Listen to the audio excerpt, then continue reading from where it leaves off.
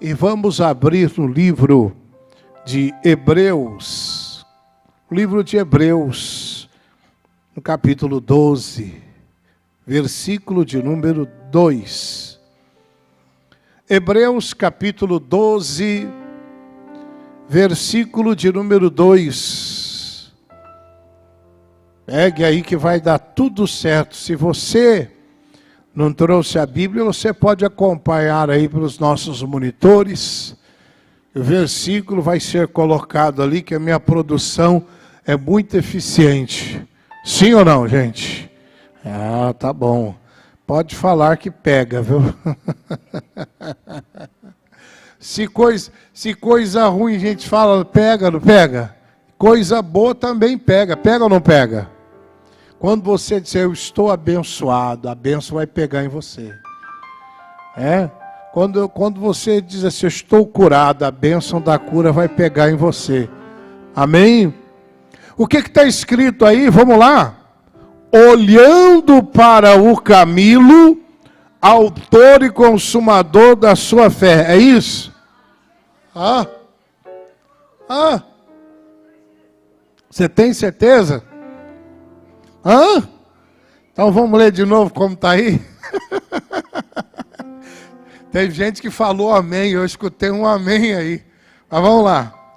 Olhando para Jesus, autor e consumador da fé, o qual, pelo gozo que lhe estava proposto, suportou a cruz, desprezando a afronta, assentando-se à destra do trono de Deus. Eu quero ficar com a primeira parte desse verso e quero destacá-la nessa manhã. Quando ele diz, olhando para Jesus, autor e consumador da fé. Uma das maiores dificuldades que nós temos encontrado nos últimos tempos é na nossa caminhada continuar olhando para Jesus. Nós temos passado tempos difíceis, onde as pessoas estão tendo dificuldades de continuar olhando para Jesus. Porque uma das maiores estratégias do inimigo é fazer a gente perder o nosso maior foco. É fazer a gente deixar de olhar para Jesus. Por quê? Preste bem atenção. Porque tudo que nós precisamos, a salvação está nele, a cura está nele, a prosperidade está nele. Aquilo que eu preciso está em quem? Em Jesus. O apóstolo São Paulo disse que Deus colocou em Jesus toda a plenitude de bênção. Plenitude é a qualidade daquele que é completo. Então tudo que eu e você precisamos está em quem? Em Jesus. Então, tendo em vista que tudo que eu e você precisamos está em Jesus, uma das maiores estratégias do império das trevas, sabe qual é? Fazer você perder o seu foco, que é Jesus. Fazer você perder Jesus de vista. Fazer você tirar os olhos de Jesus. Porque quando você perde o foco, que é Cristo, você então acaba tirando o seu foco daquele que tem tudo o que você precisa. Você pode estar aqui hoje precisando da cura. A cura está em Jesus. Precisando de um conserto com Deus, seu conserto está em Jesus, não está na religião. As religiões nada podem fazer pelo homem, mas Jesus pode mudar sua história, mas Jesus pode trazer de volta seus sonhos, mas Jesus pode fazer com que a sua vida volte a ter um verdadeiro sentido. Quem está entendendo, diga graças a Deus. Então, um dos maiores desafios dos tempos modernos é esse, é continuar olhando para Jesus. Eu preciso continuar, o tempo passa. Eu estava pensando esses dias, poxa, há pouco tempo eu era um jovenzinho, de 16 para 17 anos, quando eu estava entrando nesta obra. Hoje eu já estou com 52 anos de idade. O tempo voa, o tempo passa. Mas eu digo a vocês que em todo esse tempo, eu tive desafios da vida de continuar olhando para Jesus. Não é fácil. Por quê? Porque uma vez que nós abraçamos a fé, o inimigo quer que a gente largue essa fé. O inimigo quer que a gente desista. E ele vai criar determinadas situações na nossa caminhada cristã para a gente deixar essa fé. Para a gente deixar de olhar para aquele que é o autor e consumador da nossa fé. Mas a gente não pode deixar em hipótese alguma. Porque olhar para Jesus é estar focado. Focado. Se você está olhando para Jesus, você não deixa de vir à igreja. Se você está olhando para Jesus, você não dá ouvidos à conversa mole, conversa fiada, como dizia lá na minha terra, né? Você está com conversa fiada. Quem está olhando para Jesus, quando alguém vem para ele dizer assim, você vai fazer o que nesta igreja? Você vai dizer, eu vou buscar Deus. Agora, quando você já perdeu o foco e deixou de olhar para Jesus, a pessoa vem até você, você vai fazer o que lá, rapaz? Aquilo lá não muda nada a sua vida. Aí você vai dizer assim, realmente você tem razão. Por quê? Porque você já perdeu o foco. Quando você dá razão para as pessoas, ao invés de dar razão para o Evangelho de Cristo, você já perdeu o foco. Quando você dá razão para aquelas pessoas que querem te tirar do caminho bom, aquela pessoa nunca te procurou para te dar um bom conselho. Olha o histórico dela. Aí você já perdeu o foco. Aí você já perdeu o foco. Lembra de Jesus, quando Jesus estava andando sobre as águas? Apareceu para os discípulos do alto mar em meio da tempestade? Pedro disse, ô Senhor, se és tu, eu quero ir até o Senhor andando sobre as águas. E Jesus falou para ele, vem. Toma cuidado com o que você pede, que muita coisa vai depender de você. Dependia de Pedro descer do barco agora e sair andando sobre as águas. Ele saiu, desceu e foi andando. Ele andou sobre as águas? Sim. Mas tinha uma tempestade tão grande naquele momento que ele começou a olhar para a tempestade ao invés de olhar para Jesus. Diz o livro sagrado que ele observou o vento forte, teve medo e começou a afundar. Na nossa caminhada com Cristo é a mesma coisa.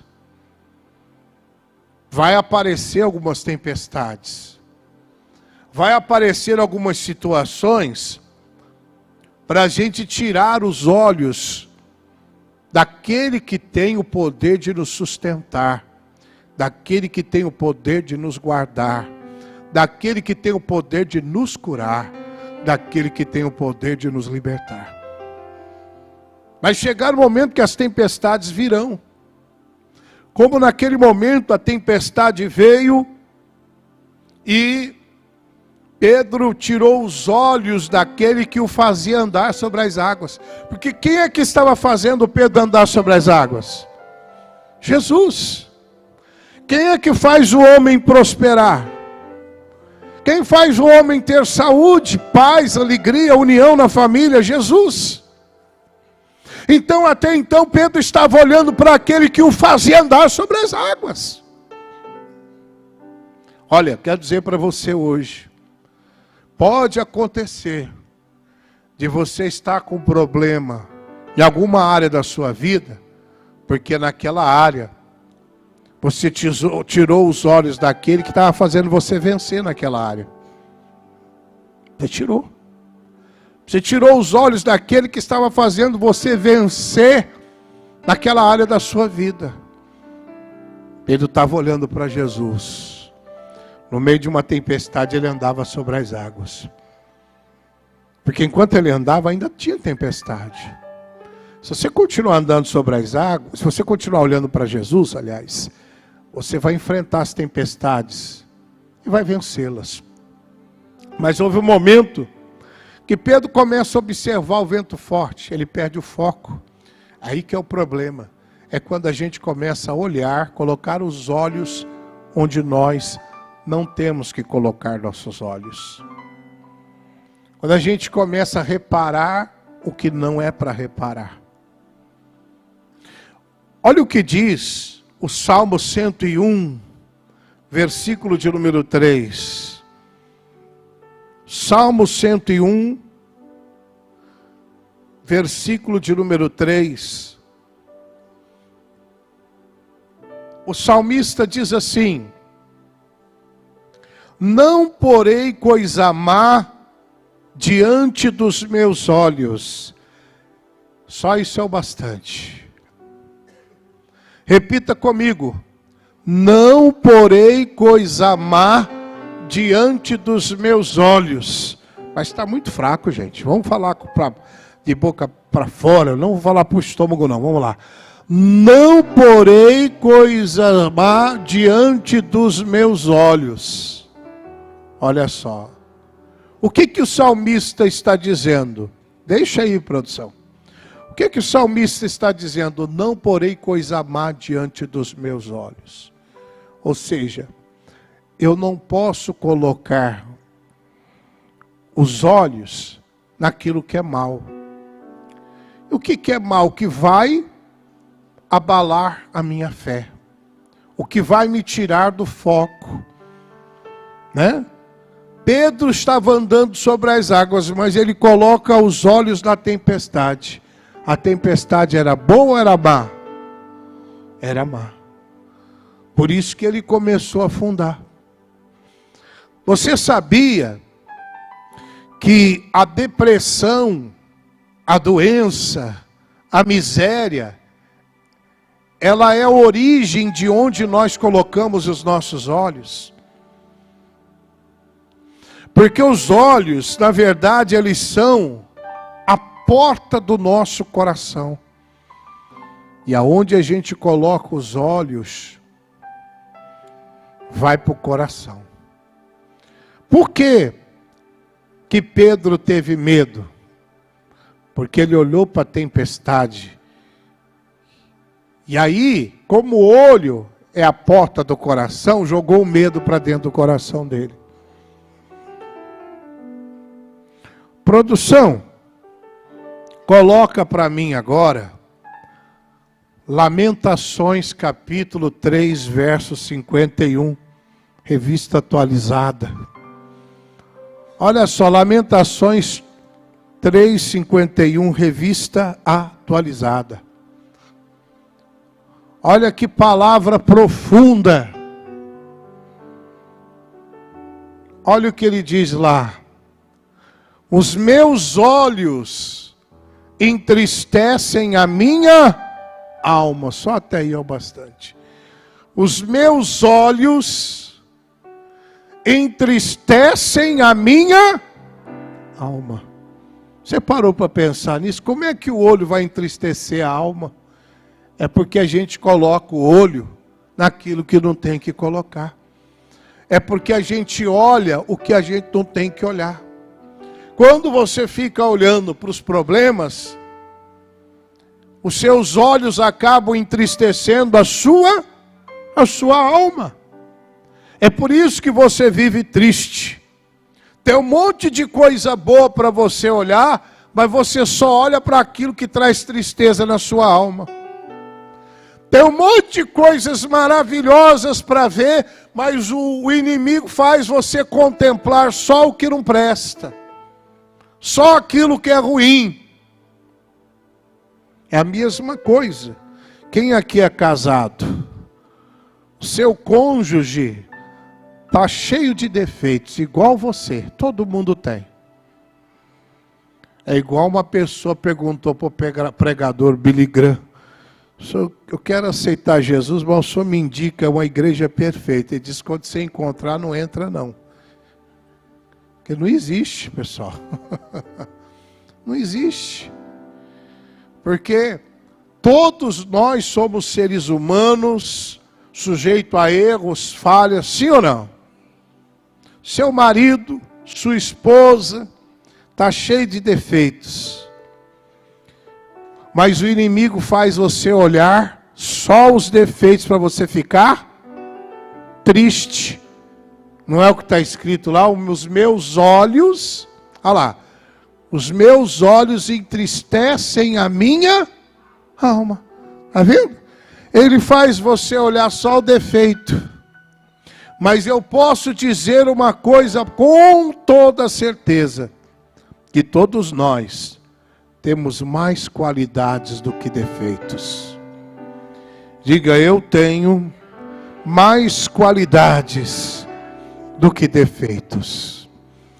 Então, só que o inimigo é danado, é tinhoso. Ele quer fazer você olhar só os defeitos, porque os defeitos entristecem a alma. Veja como que ele quer fazer você perder o foco.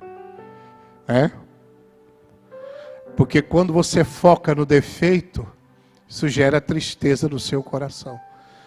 Mas quando você foca qualidades, isso faz a relação entre marido e mulher ficar mais madura, se fortalecer cada vez mais. Porque nós todos somos cheios de fraquezas. Quem disser que não tem fraquezas, é porque não é ser humano. Fraquezas que eu digo, falhas, erros. Todos nós. Mas a gente não pode ficar focado nisso. Sabe por que há muitas separações? Porque o marido só foca no defeito da esposa. A esposa só foca no defeito do marido. Ao invés de eles orarem pelos defeitos e focarem nas qualidades, eles fazem o contrário, né? E aí, consequentemente, os problemas se avolumam cada vez mais, a indiferença aumenta e a separação acontece. Então, nos últimos tempos, o mais difícil é continuar focado no que é bom. Olha o que Jesus falou no Evangelho de João, capítulo 16, versículo 33. João 16, 33. Pode colocar na revista corrigida, produção. Coloca aí, produção. João 16, 33. Está difícil de encontrar? João capítulo 16, verso 33.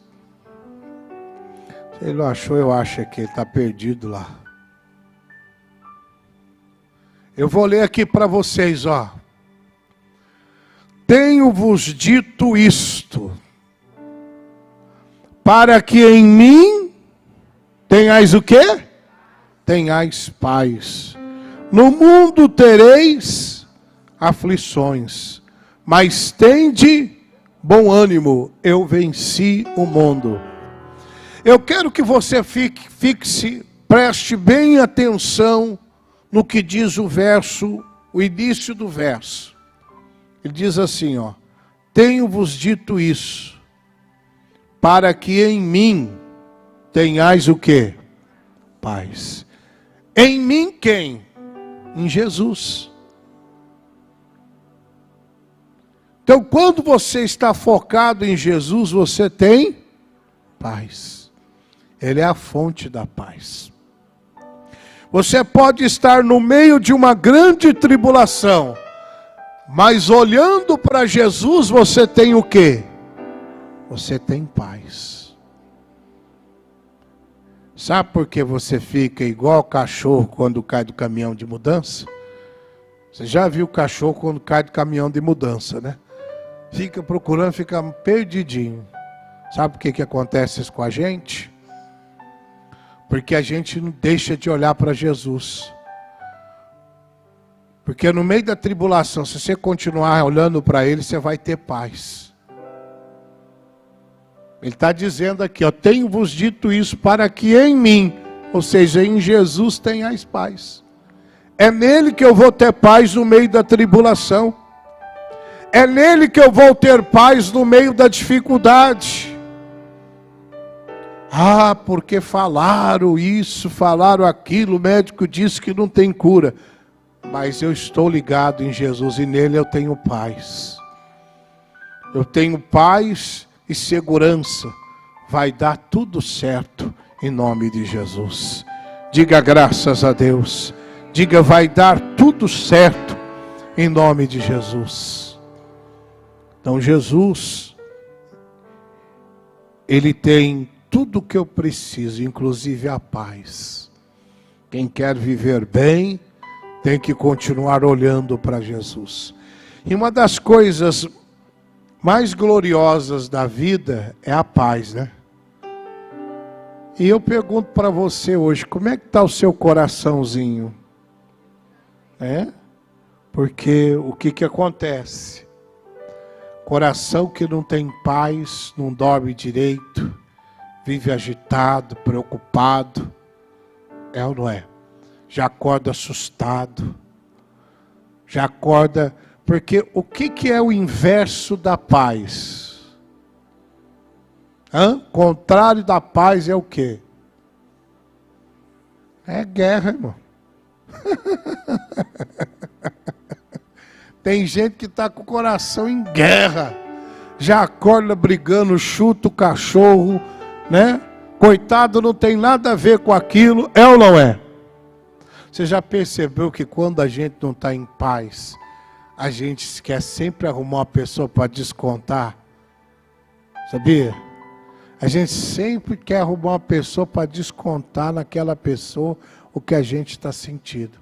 É assim, né? Esse cachorro também só fica enchendo o saco. O cachorro vem para receber um carinho, né? Aí chuta o cachorro, chuta o gato. Gato, eu não digo que o gato é sem vergonha, né? Nunca vi animal sem vergonha igual o gato. Tem desse jeito, né? Só gato é diferente do cachorro, né? O cachorro é mais reativo, né? Então, você já percebeu que quando tem guerra dentro do coração da pessoa, ela quer sempre arrumar um motivo para descontar em alguém. Às vezes desconta no marido, às vezes desconta na esposa, às vezes no filho, às vezes no animalzinho que não tem nada a ver com isso. É ou não é verdade? Porque há guerra dentro da pessoa. Mas quando você está olhando para Jesus,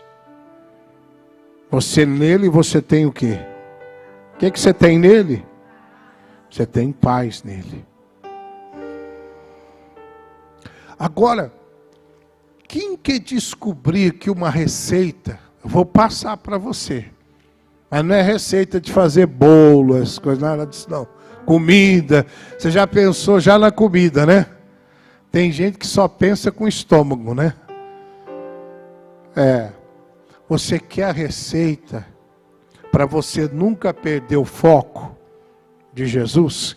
Quer ou não quer? Vou passar para você então, hein? Mas na Bíblia tem isso? Tem.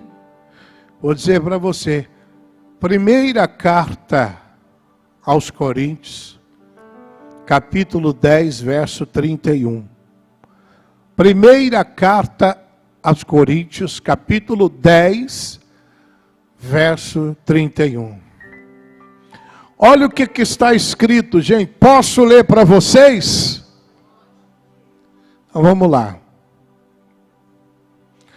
Portanto, quer comais, quer bebais, ou façais outra qualquer coisa, fazei tudo para a glória de Deus. Deixa eu ler de novo para ajudar quem estava conversando. Vamos lá. Portanto, quer comais, quer bebais, ou façais outra qualquer coisa, fazei tudo, ele está dizendo tudo, para a glória de Deus. Se eu como, se eu bebo, se eu faço qualquer outra coisa, se eu me esforçar para fazer aquilo para a glória de Deus, eu nunca vou perder o foco. Por quê? Por exemplo, falar mal do irmão é para a glória de Deus? É para a glória do Satanás. Então, quando você fala mal do seu irmão, você está glorificando o diabo, porque não é para a glória de Deus. Amém? Dar o dízimo e a oferta é para a glória de Deus? Então você está glorificando a Deus. Orar pelo seu irmão é para a glória de Deus? Então você está glorificando a Deus. Se tudo que você for fazer, qualquer coisa, se é comer, se é beber, ou qualquer outra coisa, como ele diz ali, se fizer para a glória de Deus, você nunca vai perder o foco. Espera aí, brigar com a minha esposa é para a glória de Deus? Não, então eu não vou brigar. Olha como que eu estou mantendo o foco. É ou não é? Olha como que eu estou mantendo o meu foco. Mas muitas e muitas vezes, a gente não se preocupa em analisar. Peraí, o que eu estou fazendo aqui é para a glória de Deus? Porque uma coisa é certa. O que não é para a glória de Deus é para a glória do capeta. É ou não é verdade? O que não é para a glória de Deus é para a glória do demônio. Não adianta esse negócio de ficar em cima do muro. Não, porque não é bem assim, não é Deus ou é o diabo, gente. Vir à igreja é para a glória de Deus? Ah, então por que você fica em casa? Né? Deixa eu perguntar, quem esteve aqui na igreja no domingo? Olha lá, metade. Pois é. Vir ao domingo na igreja é para a glória de Deus ou é para a glória do diabo? Para a glória de Deus. Mas por que você não vem domingo buscar Deus?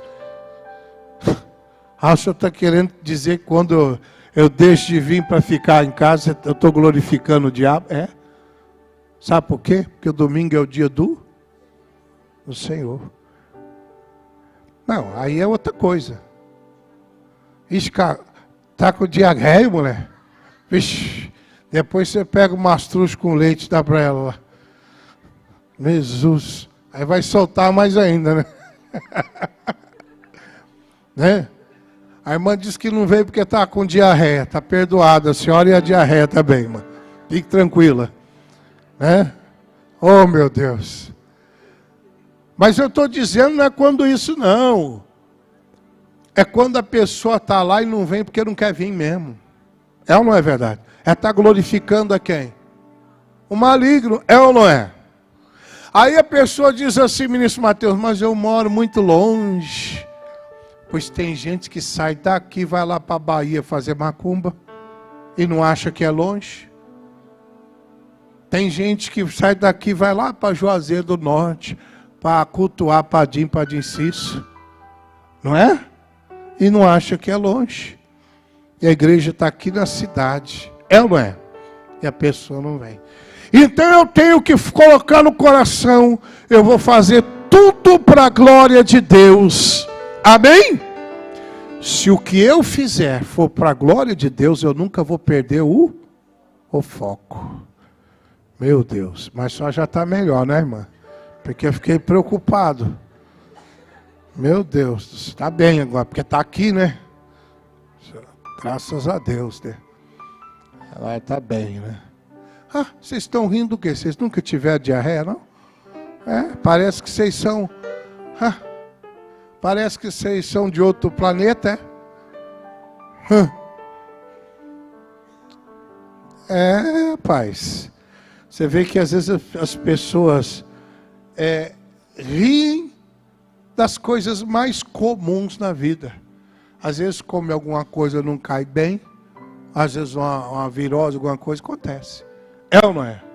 Então, aí você fica sentado no trono. Por um tempo. Mas nós estamos falando o que hoje? De não perder o Então qual é a receita para eu e você não perder o foco? Fazer tudo para a glória de Deus. Antes de fazer, eu tenho que pensar, isso aqui vai ser para a glória de Deus? Por exemplo, na hora de comer, você tem que sair da mesa com fome.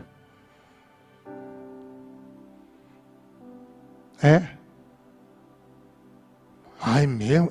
Você não... Porque se você comer tudo que estiver na mesa, você vai engordar, igual um sapo bola, igual um sapo cururu. Você já prestou atenção? É para a glória de Deus essa comilança que você está aí? Aí que está. A Bíblia diz, come o que te basta. Ó, eu vou lhe mostrar uma coisa sobre comida. Você vai entender o que eu vou lhe falar. Você colocou a comida no prato, você começou a comer. Mas pare e coma com bastante calma, não coma apressado não. Comece a comer calma, tem gente que come aqui. Não, come com calma, mastiga bem a comida.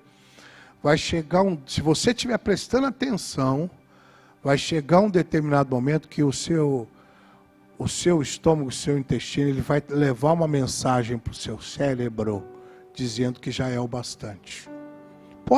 Faça o teste que você vai ver.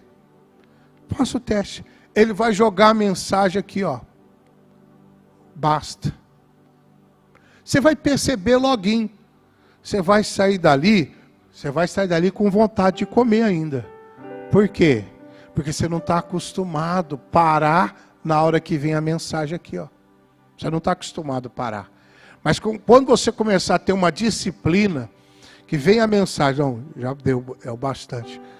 Aí, nem fome você vai ter mais. Nem fome você vai ter mais. O nosso organismo, ele é feito da forma, para funcionar de uma forma sadia. Ele emite uma resposta aqui, ó. Lá.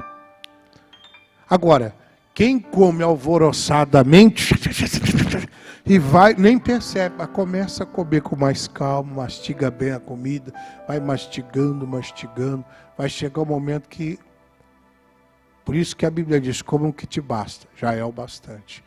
Como você não está acostumado com isso, você vai sair da mesa com fome.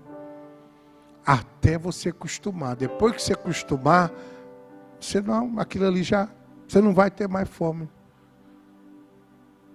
Isso não sou eu que diz, é a ciência que prova, né? Mas eu estou pregando aqui que para você não perder o foco, você tem que ver tudo que você faz, se é para a glória de Deus ou não. Aí você nunca perde o foco. Nunca perde. Eu tenho que analisar, mas espera aí. Fulano mandou acender 7 velas pretas e vermelhas para o guia fulano de tal. Isso é para a glória de Deus? Não. Então não vou fazer. Pronto. Fulano me chamou para ir para o Saravá. Isso é para a glória de Deus? Não, então você não vai. Fulano me chamou para aquele café da tarde. Eu fui. A primeira vez estava cheio de senhoras da terceira idade. Eu achei até bonito, mas quando eu cheguei lá, só foi para falar da vida dos outros. Isso é para a glória de Deus? Então eu não vou mais. Eu não vou mais. Porque quando a gente for reunir, tem que ser para a glória de Deus. Nós estamos reunidos aqui hoje para quê? Para a glória de Deus. Coloca lá de novo o versículo. Primeiro aos Coríntios 10, 33. Coloca lá, 10, 31, aliás. Olha lá, portanto, quer comais, quer bebais, ou façais outra qualquer coisa, se é comer, se é beber ou qualquer coisa, fazei tudo, não é algumas coisas, fazei tudo para a glória de Deus, tudo. tudo para a glória de Deus. Por exemplo, fumar é para a glória de Deus? Beber é para a glória de Deus? Então não vou fazer, porque não é para a glória de Deus. Então, essa é a receita para a gente nunca perder o foco na vida. Fazer tudo para a glória de Deus. Vamos recapitular o que nós falamos hoje? Ixi, eu nem lembro mais, mestre Camilo. O senhor falou tanta coisa. Você vive no mundo da lua, por isso que você não lembra mais. Agora, de coisa errada, você lembra. Começar a falar das notícias erradas aí que está aí no Facebook, YouTube, você lembra tudo. Mas das coisas de Deus você não lembra, né? Passa desapercebido, né? Então nós falamos que nós devemos olhar para Jesus, que é o autor e consumador da nossa fé. E nós falamos o quê? Que nos últimos tempos é um desafio continuar olhando para Jesus. Não falamos isso? Por quê? Porque o inimigo vai tentar tirar nossa atenção daquele que é completo. A palavra diz que Deus agradou colocar em Jesus toda a plenitude de bênção. A plenitude é a qualidade daquele que é completo. Por isso que o inimigo não quer que você olhe para ele, porque ele é completo. E diz: tenho-vos dito isso para que em mim tenhais paz. Quando você tira os olhos de Jesus, você perde sua paz. Você fica com medo igual Pedro e começa a afundar na vida. Então eu preciso, porque os olhos, eles são o que? A porta do coração. Lamentações 3:51 nós vimos: os meus olhos entristecem a minha alma. Por quê? Porque a gente coloca o olho naquilo que traz tristeza e joga para o coração. Então eu preciso olhar para Jesus. Por isso o salmista diz no Salmo 101:3: não colocarei coisa má diante dos meus olhos. Não coloca o que é mal diante dos seus olhos, não. Coloca coisa boa. Diga obrigado, Jesus. Vamos aplaudir a Jesus e despedir do pessoal de casa.